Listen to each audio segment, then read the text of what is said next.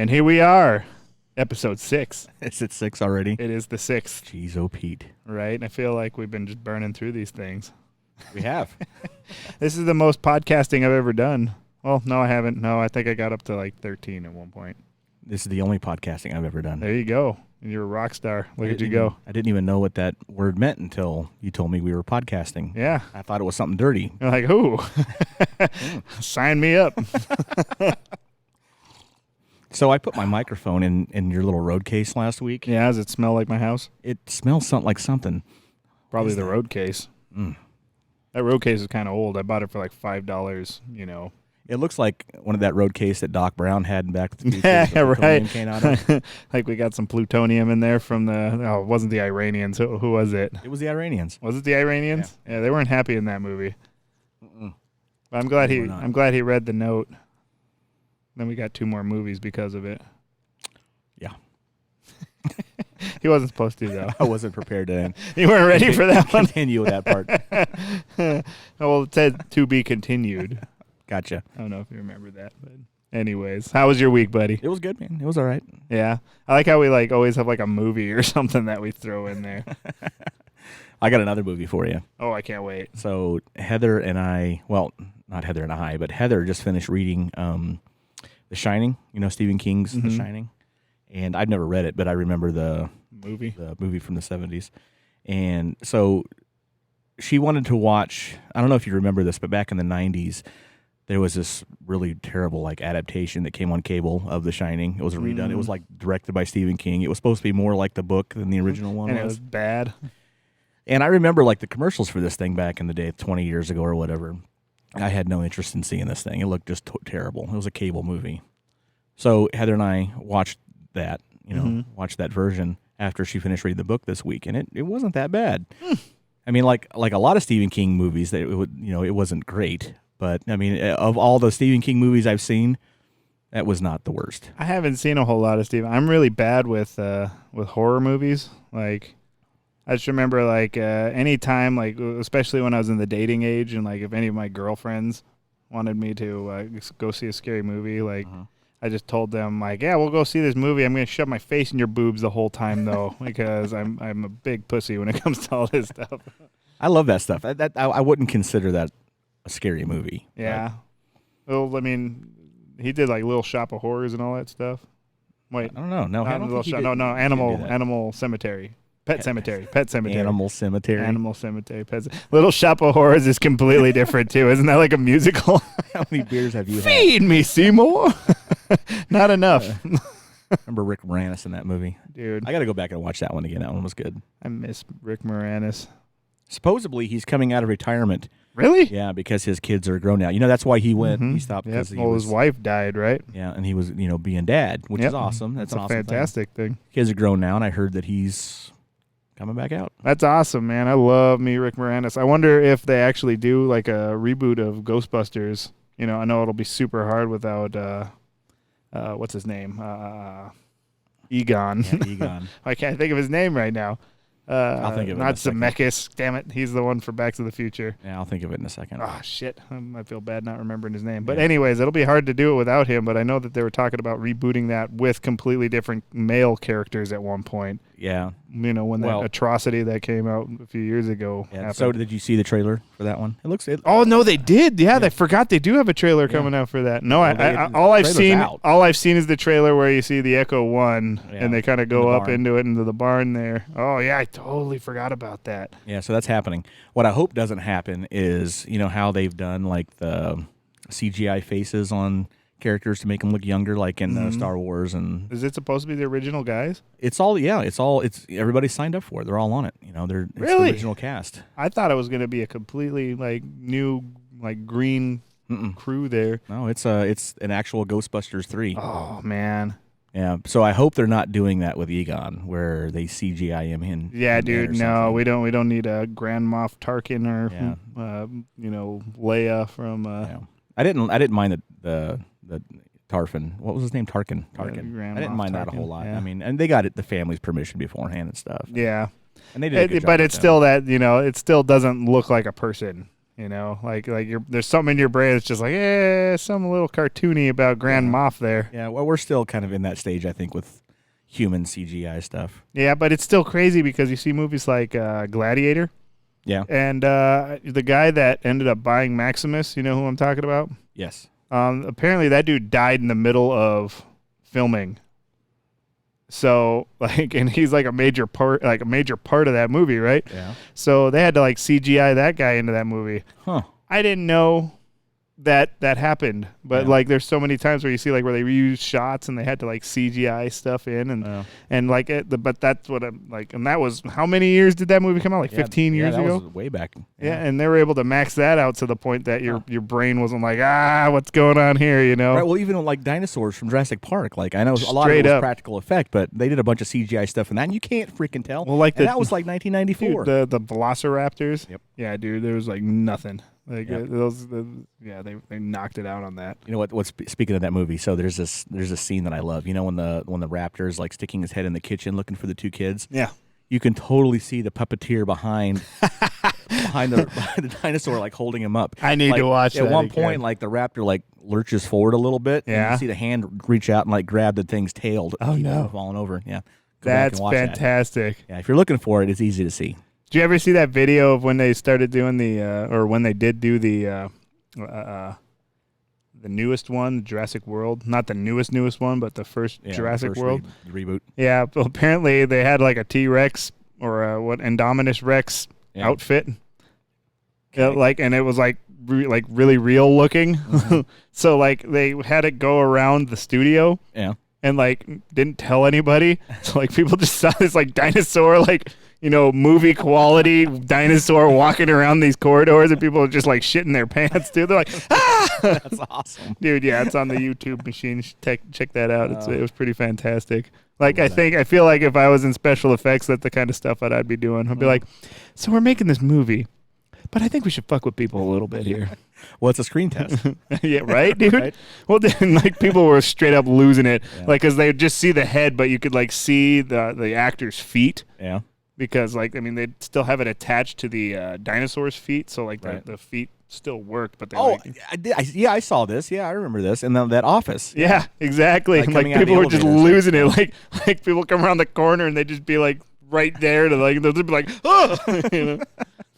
Yeah, that's the way I'd be messing with everybody in my office, I think, if I had that job. I would totally do that. Yeah. So what else did you do this week? Oh, man, dude. Let's see. I edited a lot of clips for us. I've seen that.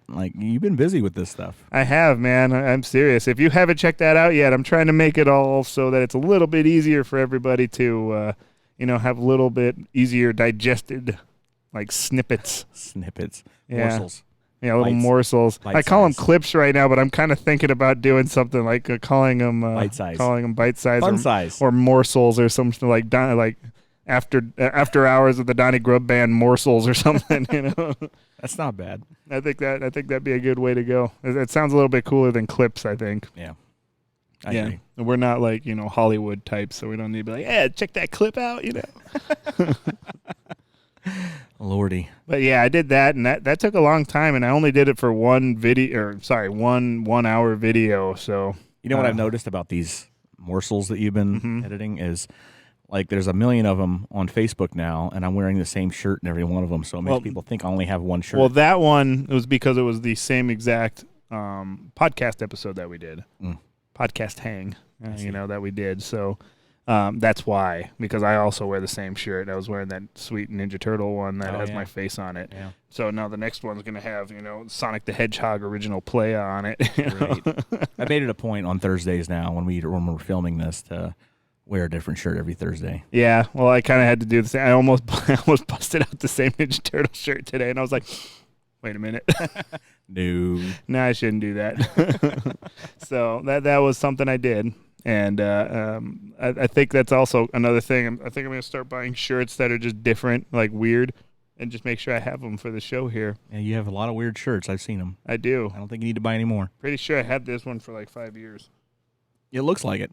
Well, it came this way, actually, believe it or not, because it's supposed to be original player, right? Gotcha. Kind of it's supposed to have that whole retro thing we were talking about. Retro's kind of cool. So fake retro. It came fake retro, but except I am retro, I guess, when it comes to Sonic because I was an original player. It's like a relic guitar you get from the custom shop. Mm-hmm. So Right. that shirt costs like $60. Huh? No, this shirt I got it at Kohl's, so it was like 10. Oh, I love Kohl's. I do too. They don't Except sometimes their clothes fall apart. Yeah, and they don't have clothes for fat guys like me. But you love Kohl's. It smells good in there. I don't know what it is. Good. It just got that coaly smell to it. Makes me feel like I fit in when I go in there. Right. Oh, I smell like fashion in here. Yeah. Well, I had to go. The last time I went into Kohl's, I had to return something for Amazon. Apparently, Kohl's is the place to return Amazon stuff now. And they gave me a 20% coupon for it. Interesting. So not only did I have to return something for Amazon, but then Kohl's was like, here, have a 20% coupon. So if you buy something on Amazon, you can return it to Kohl's? You can return it to Kohl's, and then they give you a 20% discount and coupon. Interesting. Huh. I don't know if they do that. I don't know if they do that every time, but that's what happened with me. And I was kind of like, oh, this is cool. I can use it within the next 7 days. I'm going to try that. I've got a million things that need to go back to Amazon. Dude, you might get like 60% because that's how a million works, right? Speaking of buying crap on the internet, Yeah. so, I'm a thrift store person, right? Mm-hmm. I just discovered that online Goodwill auction site that Goodwill has. I had no idea there was Holy an crap, online there's Goodwill. good stuff on there, Really? man. Yeah, so I bid on like a VIC-20, like the old pre-Commodore 64 computer. Really? Yeah, I used to have one of those, so I want one, and I can't find one anywhere. But there's like 5 of them on there. Dude, there's crazy stuff that shows up at Goodwill. Yeah, there was a whole like Pro Tools input setup in there, like 2 of those 192 HD interfaces. Really? Yeah, Like the ones that were like, $10,000 a piece back in the day. At Goodwill. Somebody took that to Goodwill. Are you kidding me? And those are still like you still see those in studios. Yeah, they're still used today. I mean, Yeah. they're awesome inputs. They're only 96K. I'm sure a lot of people are like, I don't like that for 96K. Everything you listen to the radio is an MP3. 44.1. Oh, I guess a lot of the what's happening with movies and stuff now is because how movies are going up to like 4K and 8K now. Yeah, 8K. Ridiculous. Like the audio people are kind of like, oh, we should probably keep up for them a little bit. Yeah, we should probably not let 48K be the only standard we use anymore. Yeah, well, I mean, 48's not, well, it is still the Red Book standard, but there's a lot of music released now that's 96K. That's mixed down to 96. I don't understand why, because when it gets broadcast, it's like a quarter of that. Yeah, but when you use services like Tidal, which does the high quality audio. Yeah. Those guys will use like FLAC files and stuff like that, which is not the same as using an MP3 at all. It's a considerably larger file. Not really. I mean, I don't even know if it has compression on it, honestly. I just know that you get like the much higher bandwidth. Well, I guess it takes somebody to like do it, even if it's not appreciated before the standard changes. So I understand that.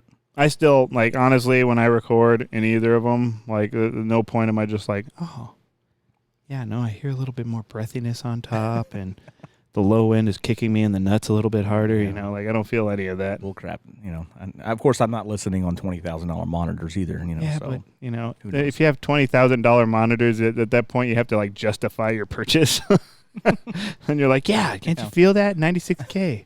That's the difference there.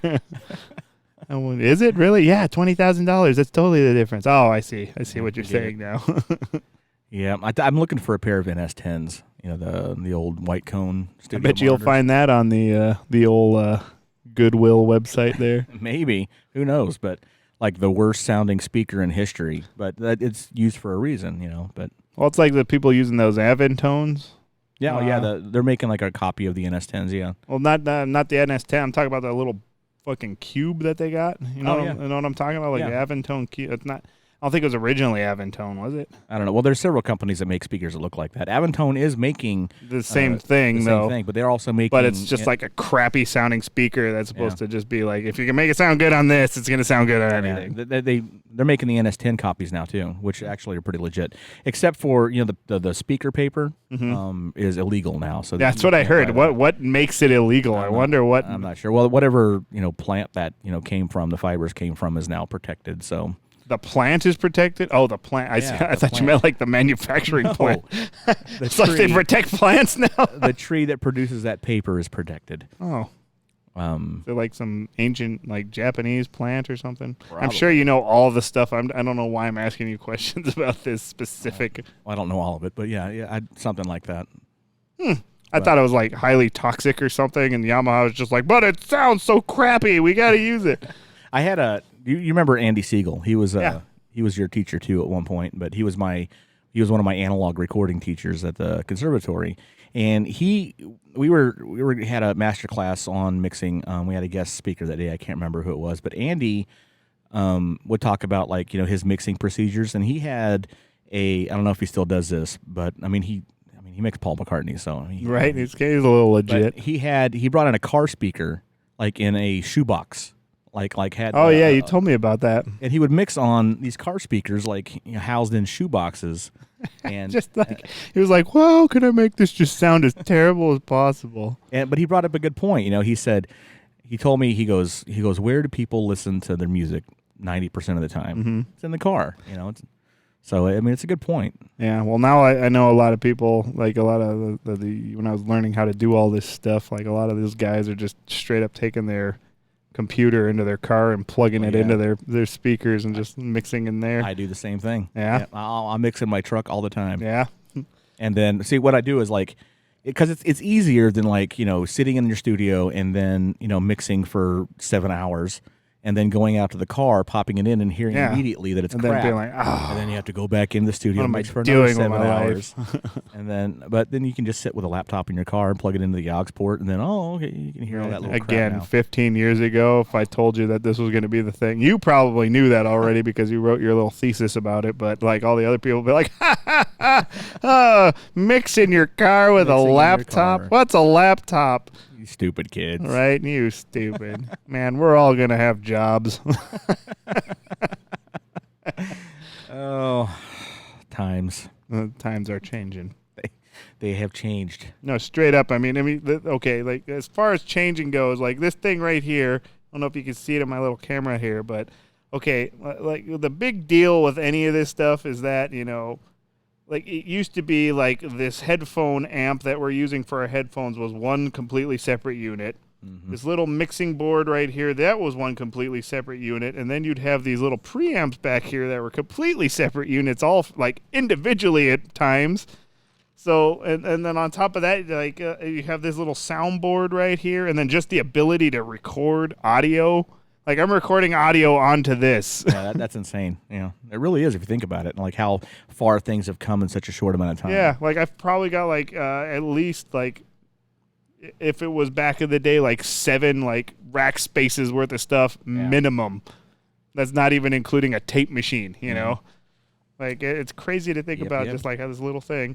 That cost me I think it cost me $800 has replaced like, probably about $50,000, and that's being conservative, I would imagine, of worth of equipment. And you saw it coming. And it's great quality too. It does. Sounds fantastic. What's cool about this is, well, I don't want to get all into the gear stuff because some people like this stuff. But like it's cool that it does all the ducking automatically. Yeah. So like when you're broadcasting radio, you do what's called ducking, so that like the person that's talking gets automatically leveled up above like all the other microphones that are live in the room. This thing does it all by itself. Mm-hmm. All by it onesies. That used to be a producer's job. Now that guy's out of work. Now that guy's out of work. Right? Pretty soon it's just going to be robots talking to each other. We're going to be like, yeah, fucking Gleep Glorp over there was totally had a good point about, I don't know, international politics. I don't know. See, I'm waiting for the day when, like, instead of like coming down to the bar to play music, I can just like load up,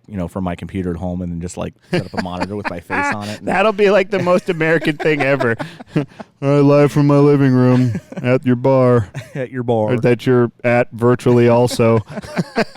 It's like that scene from Demolition Man when all the guys having the meeting with all the screens. Yeah, right. Demolition Man. He doesn't know how to use the seashells. I don't even think they call them seashells. They just call them shells, right? I'm really disappointed that, 25 years after that movie came out, nobody has still explained what the hell the seashells did. I think there's a bunch of videos on YouTube, actually, of people, like, debating what the hell those are. Like, and people have, like, really gotten into, like, okay. Oh, I don't want to see any examples Here of this. we go. I don't think there's, like, well, there might be, but I have a feeling it's not on YouTube. It's probably on, like, Pornhub at that point. But, if we're going to keep it a little bit more PG, probably check it out on YouTube where they at least just kind of explain it a little bit. Right. Or if you really want to see the nastiness of it all, you could go on the Pornhub. Yuck.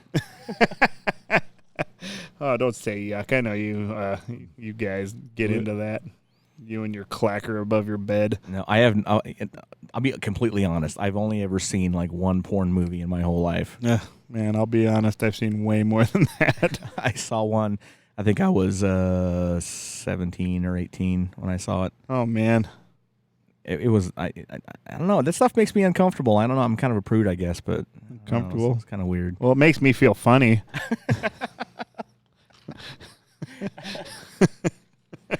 Terrible. As not Wayne, but Garth used to say, like when we used to climb the ropes in gym class. Sorry, I totally Dana Carvey. I jacked that from him. Yuck.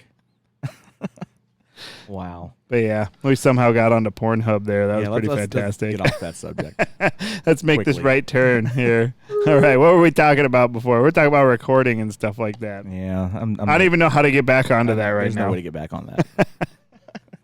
Pick a new subject. So here's the thing that I think would be really cool for us to start kind of doing for some people here, especially since we are musicians ourselves, right? Well, I'm trying to be. Now we're making a solid college try at being musicians here. So I think it'd be cool, especially since, a lot of people, they appreciate how you play, especially the guitar, because you definitely approach it a lot differently than a lot of people that I know. Ignorant. Okay, we could call it that, but I guess we could say more of like what you listen to and what kind of influences you have. So maybe we could do like a little, not necessarily homework. I don't know what we'd call that section yet, but we could just say, we could just call it like, hey, check this out or something like that. Just maybe like a song a week. We could be like, hey, check this song out. Because this is what I listened to, and this what kind of made me work this part up. I like that. That's cool. Yeah. So I don't know if you have anything right off the top of your head that we could play for people. I have so much stuff. Like just one. I'm a country boy, but I gotta think something. I gotta think hard about this.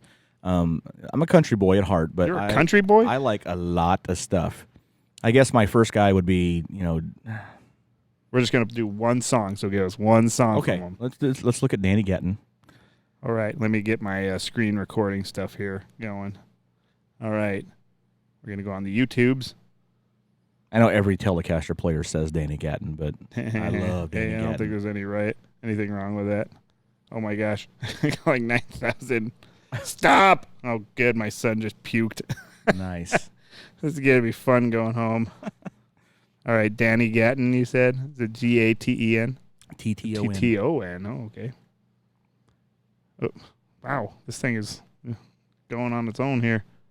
I got 3 T's in there. I'm just going to see if I get it. Danny Gatton. All right, is there a specific song from Danny Gatton we should check out? Yeah, listen to Harlem Nocturne. He does like an incredible version. It's like of an old Nocturne. Jazz tune, isn't it? Yeah, it was sort of. It's a rock thing, actually, but yeah. I mean, I guess you can call it jazz. I think that is originally a jazz tune, actually. Could be. Is there a specific one or just Danny Gatton? Just pick the record version. Like the record version is this fantastic. One right here? Yeah. All right, we're going to listen to this. Listen to that tone. Listen to what he does right here. This is insane.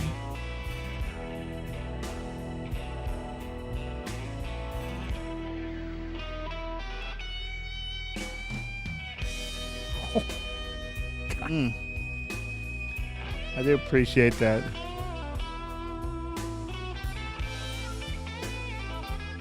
That's gotta be half the fun, just like figuring out how dudes get like their tone, like how they get like that weird, like you're just like, oh, what did he do to make that sound come out of this instrument? Well, a lot of that is okay. So it's like 30% amp turned all the way up. Mm-hmm. The other percent is just fingers. Ooh. Love that. Plays the volume knob with his pinky. Was that all harmonics that he did there? Yeah. Oh, that's sick. So was that. So you said that he doesn't use pedals, right? Or it was very, very few for a lot of his stuff, right? No, he doesn't. There's no compression on that, and he did have like some things that he did, but he stopped using them because he got criticized for relying on pedals, which is a weird thing to say. Right? But it's like, man. That, if you look at that picture of him holding that Telecaster right there, on the butt of that guitar, you'll see a steel plate. Yeah. And back in the day, him and his dad was also a guitar player.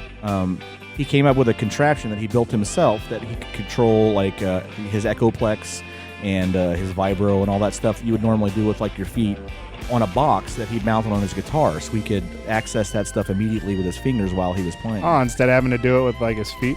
That's cool. Yeah. And he got criticized.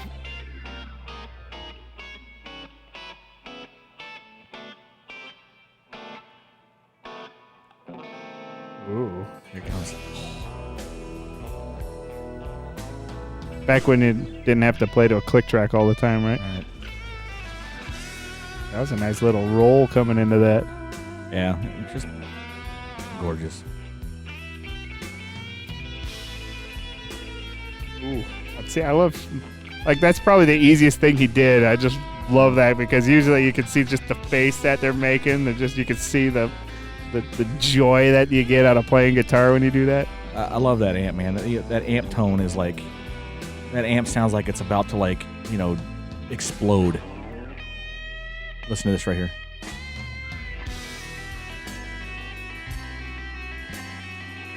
Some straight up James Bond stuff right there.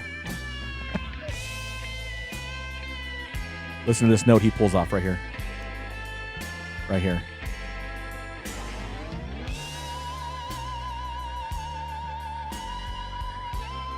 That all just bending the string? Yeah. Wow. Yeah, it's just ridiculous. Harmonic.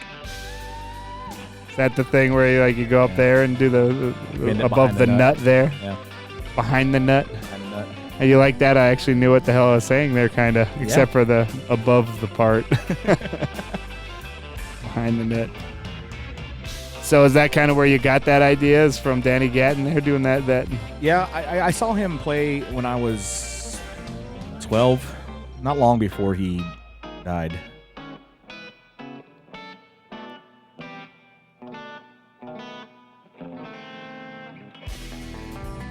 It's so good. I just love the whole attitude, Yeah. The attitude of everything he plays. Ooh.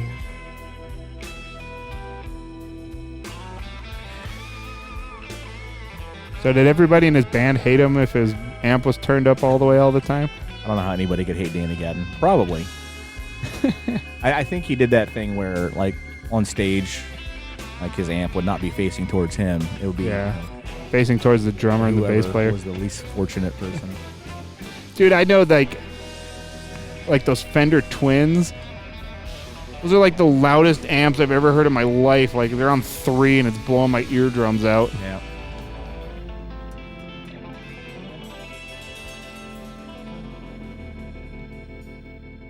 Yeah, I wanted to be that guy since I was, the first time I saw him. That's awesome, man. So that was Danny Gatton. We were going to play some more. But that was Danny Gatton, Harlem Nocturne. Yep. Check it out. So you got a few things out of that there. You got your nut bend there. And, yeah, like he was a chameleon of, like, playing techniques, So you hear, like, you hear chicken picking in there. You hear a lot of blues stuff, and you hear organ playing, ironically, which is weird. He did mimic the percussive way, like a jazz or a soul organist would play, like a B3. Yeah. That he mimics that, like, a lot in his playing, like, and he uses he just finds all those, like, harmony parts that a piano player would find, and that's because that's what he listened to a lot was like boogie woogie and things like that, and that's awesome. So he modeled his guitar playing after what he heard, and that's what he heard. So we dare you to listen to that song, other than us talking over it. Just kind of dive into that a little bit. That's awesome, man. Yeah, I mean, every guitar player, every Telecaster player is going to know that. That's like if you were to take a class on playing the Telecaster on the Telecaster, then that would be like Tele playing 101. Yeah, that would be like the first class you took is listen to Danny Gatton. Come back in 6 years. Yeah. Well, the reason why we're going through that, though, or why I even want to mention that, is there is a lot of people that always come up to you. I always witness that, and they're just like, man, how? Then it's like, and it's not necessarily the dudes that have been playing for a while. It's or when I say that, it's not necessarily the dudes that have been playing Telecaster for a while. It might be the dudes that come from, the rock world. It might be the dudes that are coming from... I say jazz, but I don't really see a lot of jazzers coming into honky tonk. Not lately. Basically, it's just anybody that isn't into the. I don't want to say necessarily country because I wouldn't call that last song country, but that was Telecaster playing. Yeah. A lot of the ways that country tele players play, came from guys like that invented the whole technique of the Telecaster. Guitar players look at. Which it's I don't know if I can say this without people getting mad at me, but Telecaster is like a completely separate guitar from all the other guitars. There's a way to play a Telecaster, but then there's a way to play all the other stuff. And I totally respect everything else. I can't do it, but tele players have their own thing. They have their own way of playing, their own sounds in their head. Their own things that they're replicating. It's just it's its own beast. So, like, what makes it that besides the technique? Is there like something to the sound of the guitar that does that? Well, yeah. I mean, it's obviously a very bitey guitar. It has, but that specific guitar. An old swamp ash body Telecaster with a couple single coils in it. I thought you said swamp ash. Swamp ash. Okay, so continue. You have a tonal range that can cover a lot of stuff. You have a whole palette. Most guitars, they're really good at one thing or a couple things. A Telecaster is good at a lot of things, and that's why tele players play the way they do, because they're not necessarily country guys, they're not necessarily blues guys, they're everything guys. So what's the big difference between a Strat and a Tele? Like why do some people choose the Strat over the Tele or vice versa? I don't know, man. It's all salt and pepper. It's all seasoning. It's what you prefer. A Strat does definitely sound different than a Tele. And Teles can sound different from each other. Every guitar is like a human being. It's got its own voice. It's got its own soul. It's got its own thing that it wants to say. Strats live in one zip code. Teles live in another zip code. It's like railroad tracks, Teles, Strats. And you can play a lot of cool stuff on both. You can. You said a Tele is more bite. So what gives a Stratocaster its signature compared to it's all a Tele? Well, the wood that's chosen to make a guitar, the shape of the guitar, the density of it, has a lot to do with the tone of a guitar. And the shape of a Stratocaster, just sounds different than the shape of a Telecaster. But that's a weird thing. Don't they have different pickups too, though? Like for the most part, like if you were doing a standard Stratocaster versus a standard Telecaster. Yeah, they're different. I mean, they're still single coil pickups for the most part. People do put humbuckers in both, but it's there's so many variables in that. It's not just a pickup. It's not just the wood. It's not just the player. It's all of that stuff combined together is what makes a guitar. Just like any instrument, right? Just like, you could have a trombone and one person's going to play a trombone different than the next person. Yeah. It's in the same way with like a drum kit, you understand that? Shells sound differently from different manufacturers, different woods, different players. That makes sense. Like absolutely. Even two different like DW kits that are the same model are going to sound different from absolutely. each other. Those guys are freaking wizards when it comes to all that stuff. Like, we're going to apply this way, then apply this way, and then have the grain all weird. And So I'd imagine they probably do the same stuff, especially the custom shop stuff that Fender does. Yeah. It's a big world, I feel like you could probably get lost in it pretty easily too. I feel like there's a lot of guitarists that are just like, okay, I'm going to buy another guitar this week. It's definitely a rabbit hole. I don't have a whole like giant collection of guitars, but I have 3 Teles that I use quite often, and And, even though all three of them have single coil pickups, they all sound completely different, and they all play different, they all feel different, and they all have different things that they want to say, when they're played. Yeah, I haven't seen you bring your white one in a while. That one's getting a repair job at the moment. Oh yeah, I forgot. Didn't your not your pickups, but my volume pot. Yeah, your volume pot. Okay, so speaking of this is going to piss me off thinking about it, but so I built that Telecaster 2 years ago? Yeah, and I made a huge mistake in. Don't hate me for saying this, but when I first put that guitar together, I ordered an Emerson, a pre-wired pack, a kit for the volume tone that has the capacitors in there, the plug, the whole thing. And I installed it in that body and played it for 2 months, and then the tone pot went to crap. Yeah, I remember that. And I know I installed it. I've installed many. I know I did that correctly. So I thought I had a bad one. I called Sweetwater, which Sweetwater is great, by the way, because they're the ones I bought it from. Yeah. And I said, hey, my Emerson took a crap. I need it replaced. And so they sent me out a second one. No questions asked. Huh? No questions asked. They're awesome. Played that one for 3 months, and then the volume pot went out on that one. Wow. So I called them back, and I said, hey, guys, you might want to take a look at this Emerson product. This is 2 in a row that have died, within a couple months of playing them. And by the time I had talked to them, they had already removed that product from their lineup. Oh, wow. So you weren't the only one dealing with it. I wasn't the only one. And you were super excited about that, if I remember correctly, I was. Getting that specific thing. Yeah, it's a very respected company. I don't know what it was about the batch that, Sweetwater got at that time period, but it was not good. I ended up tossing them both out, and I just replaced all the guts. I didn't just replace the volume pot or anything. I gutted the whole thing. Whole thing. So what are you doing now? What do you have to do to... Well, I just did it the old-fashioned way. I went down to the music store and bought the pots and and the capacitors that I needed and just wired it myself. So just completely separate, just like old school style, not the... Yeah, the old-fashioned way, I guess. I have had good Emerson products in the past, which is why it really surprised me. And it's not a cheap thing, man. That kit, I was gonna say, I feel like you said there was dip switches on it and stuff like that. Well, that's actually a different model, and they don't make that one anymore. That company went out a long time ago, so it's almost impossible to find one of those. I think there is a startup that's going to replace those coming soon, but they're not shipping yet. So, but yeah, the Emerson stuff. Yeah, it's what were you talking about? I forgot. We were just talking about how you had to replace it and the state of your white guitar that was custom made by you. Yeah, so I ripped it all out and just bought new components individually and put them back in. And that okay, that's what I was saying. Was you go down and buy the parts. A single pot is a couple dollars. It's in the wiring is you spend $20 and you have everything you need. Mm-hmm. You buy one of these pre-wired kits from Emerson, and it's $160. Wow! And it's supposed to be top of the quality, cleanest, signal flow kind of thing. And except for when it's not. So it's almost like they make it too complicated to. I don't know. I mean, it just fails. If you look at it, it's just regular components, but it's got a couple special things in there. That's proprietary. Right? I was going to say that's called the planned obsolescence chip right there. Exactly what it is.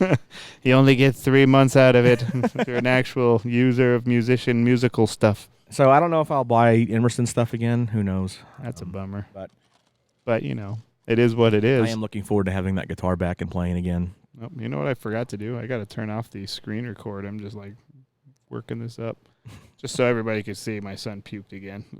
Nice. Yeah, super exciting. Yeah, dude. Oh gosh, these twins, they've been sick all week, man. I swear, my poor wife has now gotten any sleep. Poor girl. When I say any sleep, she's a 8-hour a night needer. She needs 8 hours. I need about 6 hours to be able to function. Yeah.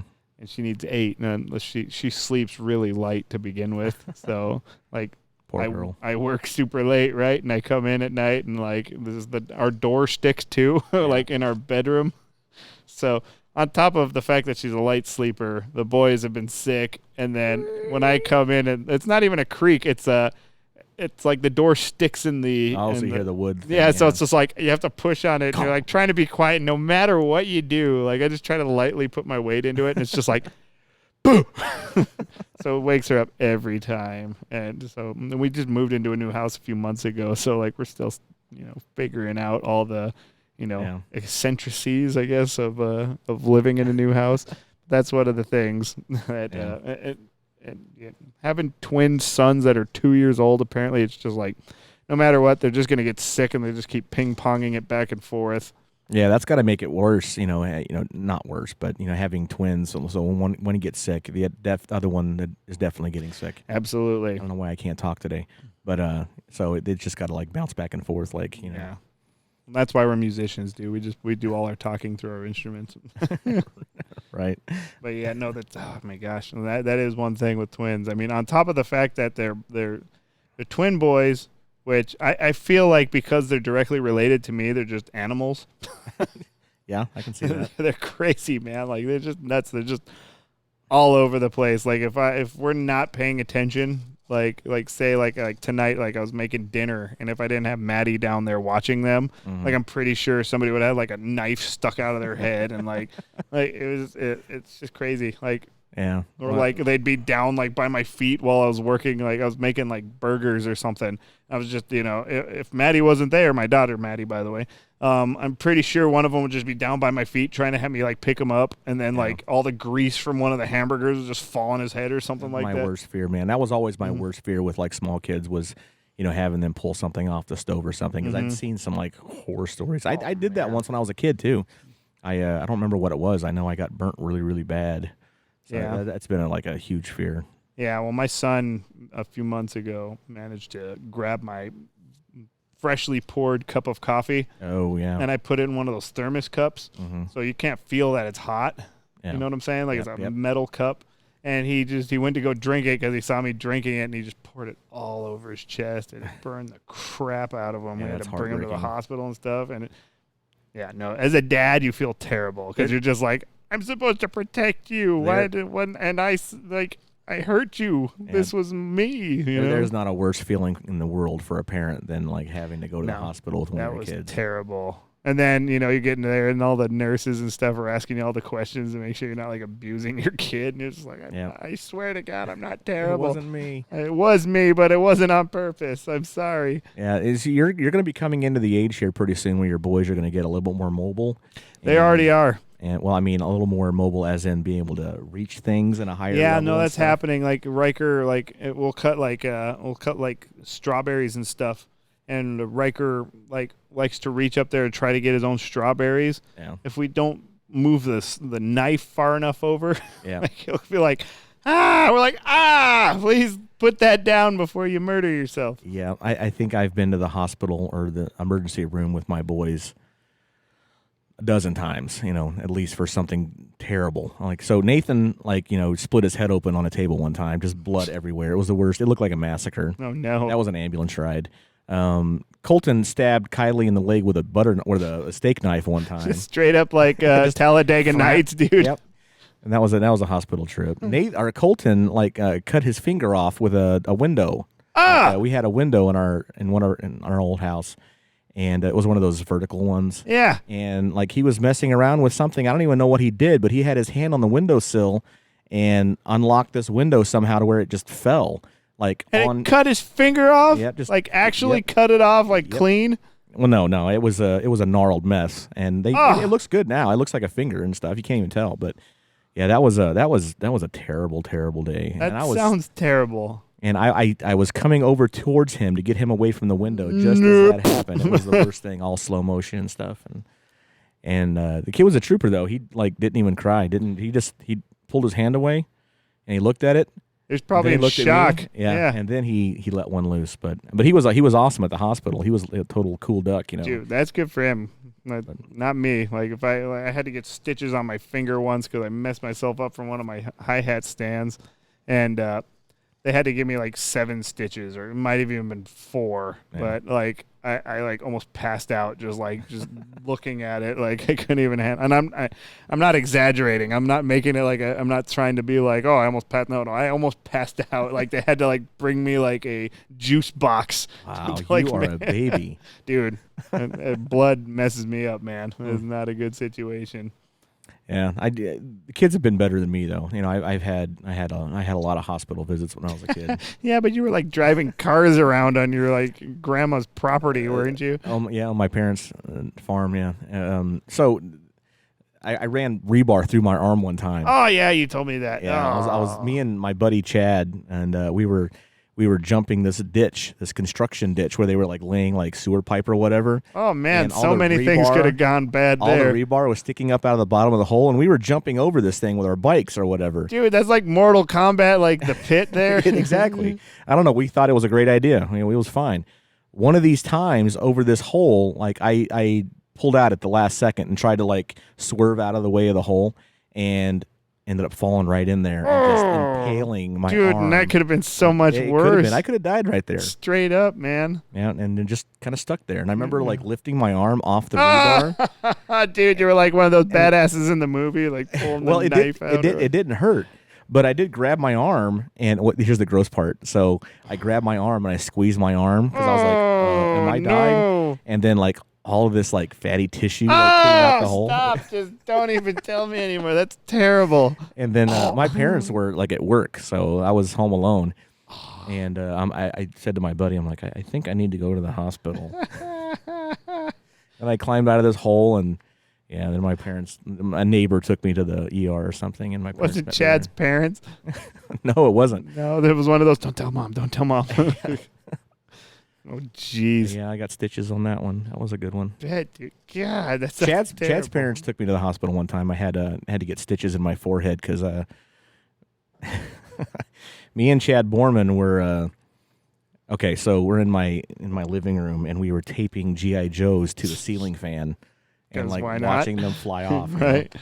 And so I can't wait to hear how this went south. On one of these rounds where we're flinging GI Joes off the fan, I got impatient, and after we turned the fan off, it wasn't done spinning. So I took a broom and I stuck it up into the fan to try to stop it because I wanted to get some more GI Joes. Did you flip it off? I can't remember if you just said that. Yeah, I flipped it up in there. Well, I flipped off the GI Joes. Yeah. I meant, did you turn the power off? Oh, yeah, I did turn the power off. So I stuck the broom up into the fan to stop the blades. Well, it was one of those like 70s, ceiling fans with a big thick glass bulb on the bottom of it. Yeah. And that thing came crashing out of my head. Oh, no. And, like, split me wide open. I was going to say that thing probably messed you up bad. Yeah, it took me down. Yeah. They're like, hey, you got multiple lacerations. We're going to have to stitch them like 70 stitches. Explains a lot about me. They're like, bonk. Oh, I'm going to be a musician now. Mm-hmm. Donk. Donk. That was when I learned how to speak English right there. Right. We can understand Donny now, and all he's saying is ow. I'm trying to, gosh, what happened to me, dude? Oh, well, I guess like the worst thing when I was growing up, well, I shouldn't say the worst. I don't know how to say this. Anyways, but what happened to me that I really remember is this was a week before my aunt got married, and I was in her wedding as an usher. Mm-hmm. One of my mom's other cousins, there we go, got married, and I wasn't in her wedding, but the wedding was all in the same area. Is that the ghost? I don't know. I heard that. I heard that too. That was kind of weird. I don't think it was the iPad either. But anyways, so this wedding I went to, right? And then we had the reception afterwards, which oddly enough is where I had my reception for my wedding. But they had a helium tank there and balloons. And like towards the end of the night, you know how parents get, when you're a kid, they're all drunk and stuff and partying and everything. So the kids are like, well, I can't do that, and I'm going to go find other stuff to get into. So me and like 3 other cousins that I don't even remember who the hell they were, like, because I have so many cousins. I have like a shit ton of cousins. But we all found the balloons in the helium tank, and we were sitting there just and then like doing the whole helium. Yeah, but dude, I didn't know that if you deprived yourself of oxygen long enough that you were just going to pass out standing up. Yep. And that's what I did. Like I was doing so much of that, which I straight up passed out standing up. somebody watched me. I was like on the dance floor, and I did a dead run across the dance floor, and I just smashed my hand against the floor. I came to, I'm just and then I'm like, ow, ow, ow, and I like managed to like break my hand like because of this. Did you break your hand? Really? I broke the shit out of my hand. Oh my gosh. Yeah, it messed me up, and I didn't know for like 3 or 4 days after that. Oh, jeez. Like the best part, the parents, they're drinking and stuff, and it's a party. And I'm sitting there bawling because, gosh, how old was I? I was probably like 8, maybe a little younger than that, and just sitting there like crying. And the parents are just partied up, and they're like, "Stop being like this. Let us stay here and dance." And I was like, "It hurts so bad," And then I got in trouble because we had to leave the reception early. Damn kids. And then I didn't find out that my hand was messed up until the next few days. Anytime anybody touched it, I'm just like, ah, and then like I remember specifically like swimming in my grandparents' pool, and my brother like kicked my hand, and I was just like, bah, They're like, yeah, we should probably go in and see if your hand's broken. It was totally broken. Wow. Right? Yeah, I got messed up on helium and wasn't even trying to. So doing the whippets. Dude, that's exactly what I was basically doing. And like my parents were just kind of like, let kids be kids, Oh, the 80s. Right. That was 90s. That was 92? Oh. No, 94. So I was in 4th grade when that happened.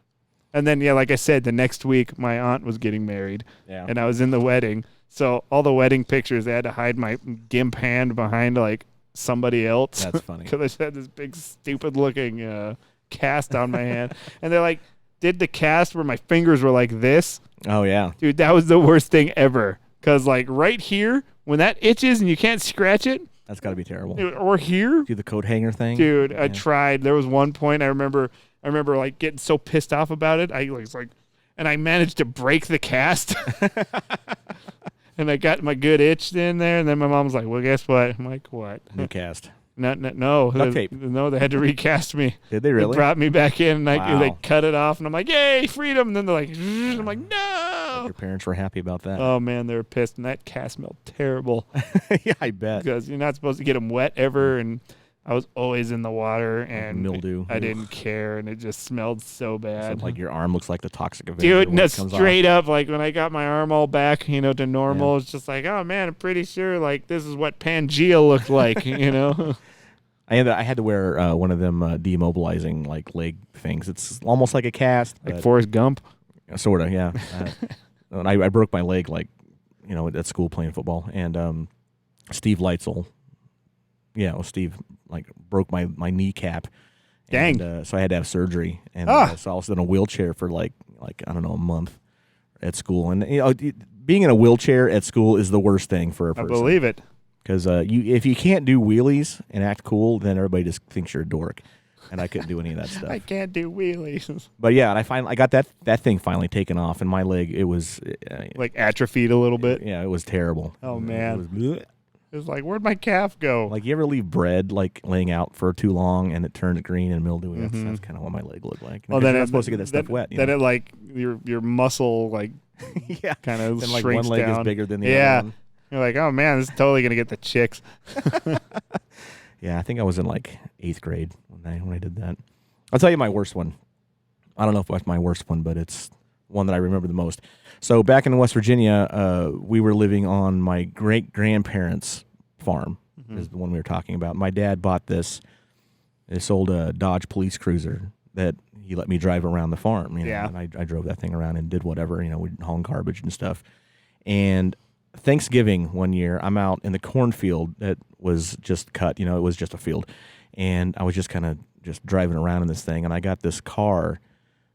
Okay, so the farm like sat in between like a big, in the middle of the woods. There was a big clearing, so it was outlined with the forest with trees and stuff. And so I'm heading towards the trees, and I end up getting this Dodge like wedged in between two trees. But I did it at like 35 miles an hour. Oh no! So my head went straight into the steering wheel and bent the steering wheel down. Oh man! And I hit the dashboard, and you could have had a glass necklace too, man. It could have been really, really bad. I think my dad was more mad about having to pull that car out between two trees. I was gonna say that he was like, "Oh man, you bent this with your head." And the blood stains that were all over the front seat. Right. Oh, man. Well, Yeah, he's like, I we miss got that enough car. blood stains in the back. It is an old police cruiser. I love that car, man. I drove that thing all over that property. Did you call it the bumper car? No. I actually, never mind. I'm not going to tell you what I called it.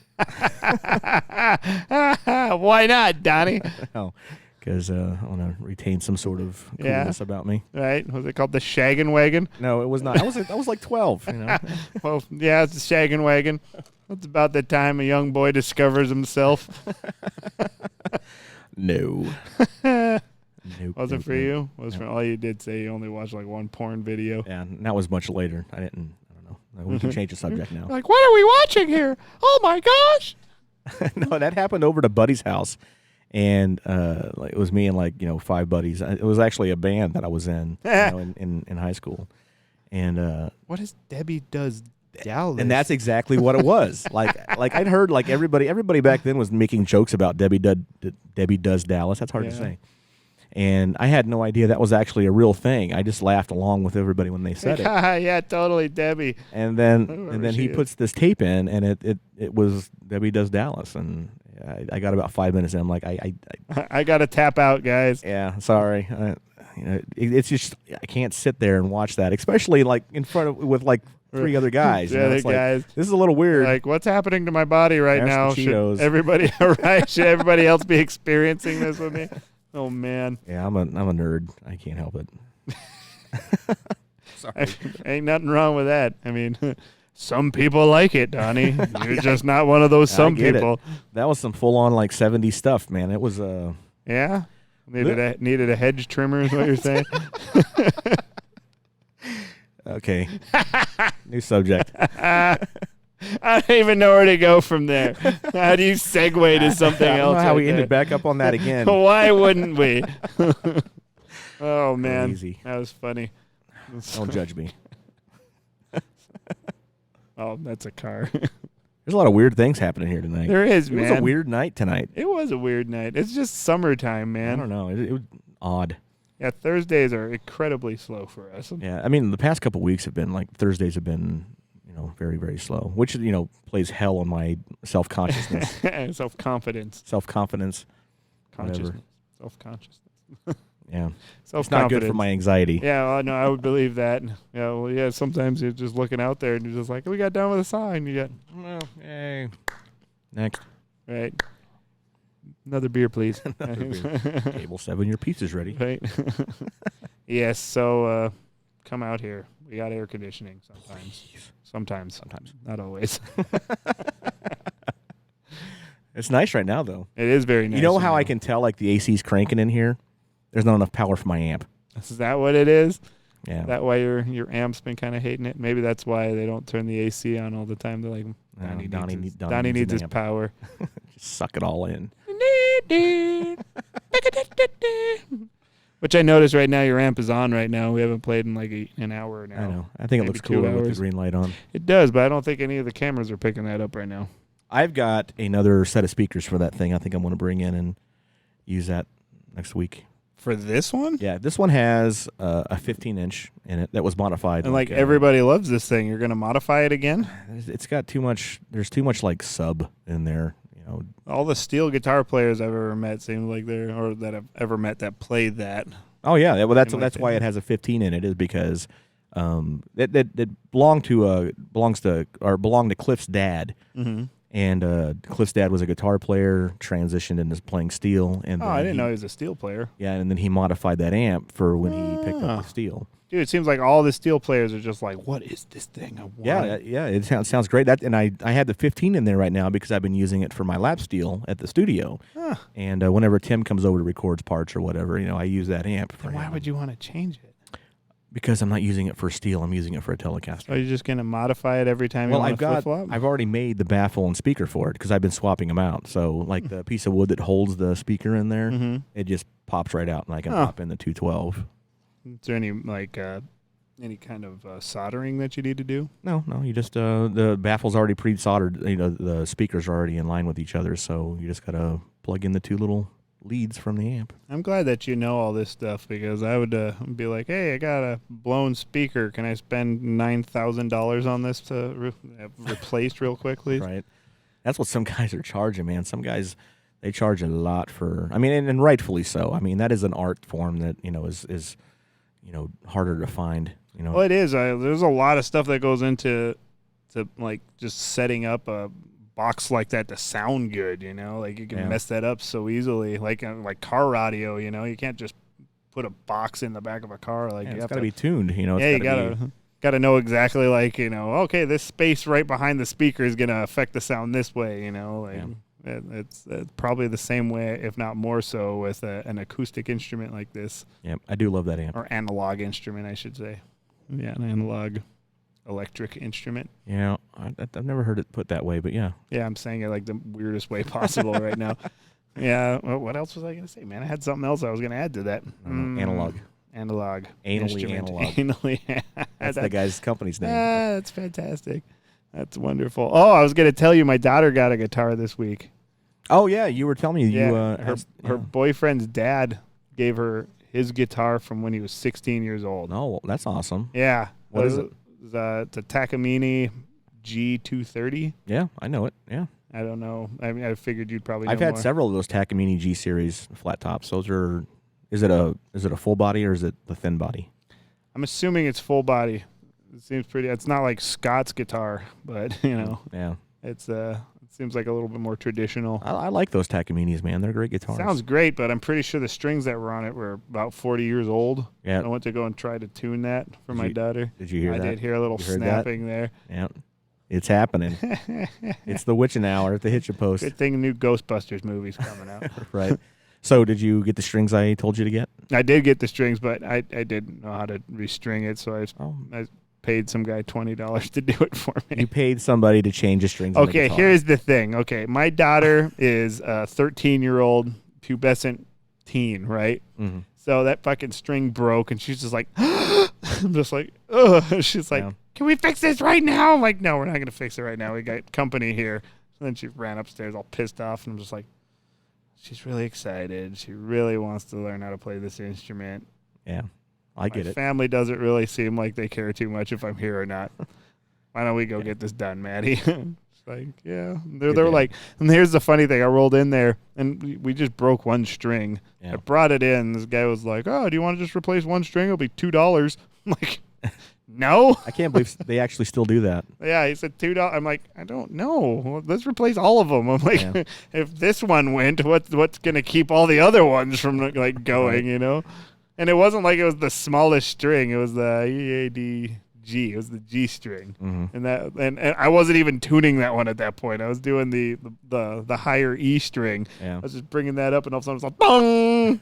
That happens. Like, oh, all right. I remembered having to go through that when I was a kid. Because I couldn't just go down to the music store and buy a new string. So, you'd have to and I would actually, if I could make it down there, just buy one string for like 69 cents or something like that.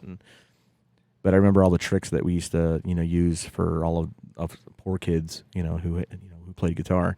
We would take the strings off when they got old and nasty and hard to play. You take the strings off, and then you boil them in water. Yeah, I've heard bass players doing that. I didn't know guitarists did the same thing. I don't know if that actually really does anything, but I seem to think it did when I was a kid. I used to do that. Well, isn't it the whole idea is that it gets like oils and stuff like that in there? And yeah, and it does do that. It like takes all that stuff off, but like once you put them back on, like they feel terrible. Really? At least until you get them all greasy again. I know the strings that you told me to get were the poly web or something like that. Yeah, the Elixir nano webs. Nano web. Right? I don't think I got nano webs. I think I got the first one you said. Poly web. Yeah, poly web. And those have a coating on them, right? That actually make it so they don't tear up your dainty little fingers. Yeah, and they last way longer than like buying a $5 set of strings. Well, it was fun because I did like going in because I'm a drummer, right? And I went in and I'm just like, obviously, I don't know what the hell I'm talking about when it comes to guitar. And I'm like, hey, can we get the strings replaced on this? Yeah, $2 string. I'm like, no, all of them. Okay, it'll be about like $5 for a full set. I'm like, no. Like, we got to do these Elixir ones with the poly web and it needs to be this number. He's like, oh, okay, well, that's going to be like $18 and then it's going to be like $20 to install. I'm like, I don't even care, dude. Just do it. Yeah, they're good strings. There's a lot of people out there that hate them, but why? I dig them. What don't they like about it? I'm not sure. Is it like a tonality kind of thing? Or? Yeah. I would imagine adding anything to a string or just any kind of instrument like that would definitely affect tone. Well, I know for me, like they sound great on telly. I think they do. They spank really nice. You like it when it spanks. There you go. And they last forever. Having to put a $5 set of strings on your guitar, and then I end up changing strings every week. At least twice a month. At least every other week or so. And this may sound lazy, but I can leave a set of elixirs on my telly for a month, and have them sound just as good at the end of the month as they did when I first put them on, and save, buying. Straight up. Save money on that. It's like buying, an expensive pair of sunglasses versus a really cheap pair of sunglasses. You break the cheap sunglasses more often than you do the expensive ones. Well, I haven't got past that yet. I'm still buying cheap sunglasses. Yeah, well, I got the expensive sunglasses thing, but I stopped buying them. I have a shit ton of really nice sunglasses, but I keep them nice because they're expensive. Yeah. So I have never had like an expensive pair of pretty much anything in my whole life except for like musical equipment, guitars, which I'm fine with. That's probably the best way to do it. Anyway, I'm not a high-end person. And can I tell you a story about my cheap sunglasses? Mm-hmm. Okay, so this is a story I can't ever tell because nobody ever believes me. But when I was 21 or 22, somewhere around there, I got a job as a producer for a sports radio show. It was the AM side of KUPD, so it was the Deuce is what it was. And Roy Garibaldi was the host, and we talked. He was friends with everybody. He was a sports photographer, for a very long time, so he knows everybody. Transitioned really nicely into being a talk show host. Oh, that's cool. And we used to have guests on the show all the time. We worked out of Jason Kidd's office up in Scottsdale. Like, we didn't work from the studio. I set up a remote studio up in Scottsdale in this nice office that belonged to Jason Kidd. And, that's cool. And we just, dialed in to the studio and they broadcast us that way.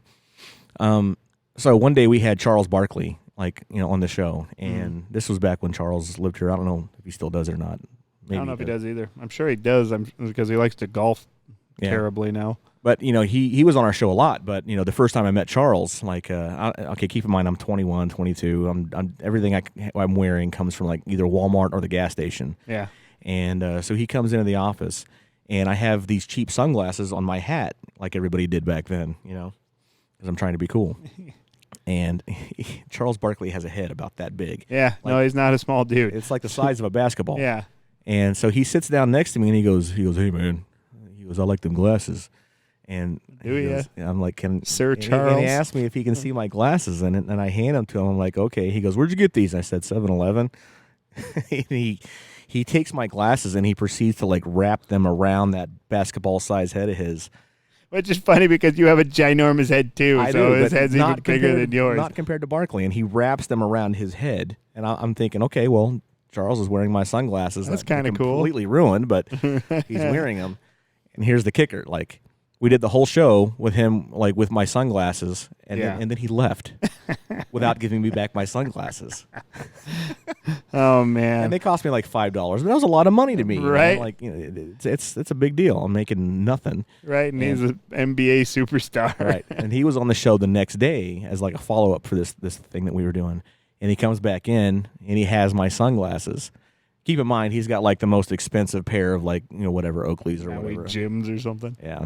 And he sits back down next to me and he takes my glasses off that hat of his and he tosses them over to me. He goes, here's your glasses. And they are just twisted and gnarled around. They look like a barber pole. You didn't even care. And I'm just at least I gave them back to him. Well, thanks. Right? Charles. You got my sweat on them. They'll be worth something on eBay that doesn't exist yet. So then it took me another month to save up the $5 to buy another set of sunglasses from 7-Eleven. Until then, you're just got these goofy glasses that are hanging like this. That's funny. I should have kept those, but I ended up throwing them in the bed of my truck and then forgetting about them. That's a good story. That's my Charles Barkley's cheap sunglass story. That's awesome, man. We are about an hour into our show, though. Nice. So I don't think, unless you have some other stuff that you got to talk about. I'm kind of tired. I'm ready to go home. I'm ready to go home. I got a sandwich waiting for me. Ooh, a sandwich. Mm-hmm. I'm going to eat my food. This is something you're not supposed to do this. Eat right before you go to bed, but I enjoy this because the crazy dreams. And I'm going to tell you my crazy dream real quick, okay? So not last night, the night before, I ended up eating some crazy thing. I don't know. It wasn't bad for me or anything. It was a healthy thing, but I ate right before I went to bed. And I had like the most insane dream like I've ever had. It was like, you ever have those dreams that are like so real? Like they call those like vivid or something. Vivid dreams or something. Yeah. So I'm dreaming that me and Heather are going to go out for an evening for dinner, and we're going to leave the kids home by themselves. Nice little evening. A nice little evening. But my kids aren't the age they're at now. They're like little. And so Heather and I set them all up to where they don't have to do anything. Dinner's made, stuff. We're just going to go out for a couple hours, come back. And so I come back, and then in my dream, like I walk in the front door, and the kids are all like shooting up heroin. This is your dream, right? This is my dream. Okay. This is not real. And so I walk in, and like in total like cool dad form, I'm like, dude, you can't do heroin. You can't do it. Just don't. No, you can't. It only takes one time. Right. And like as I'm saying this, Nathan is like half plunged, like injecting this syringe into Colton's forehead or something. Because that's how you do it, right? That's how you do it, I guess. I don't know. And I'm like, pull that needle out of your brother's head. And that was my dream. It was really weird, but I don't even know how heroin came into this whole. I don't know, but don't eat before you go to bed. Right. Crazy dreams. That was a dream. That was not real. My kids don't do heroin.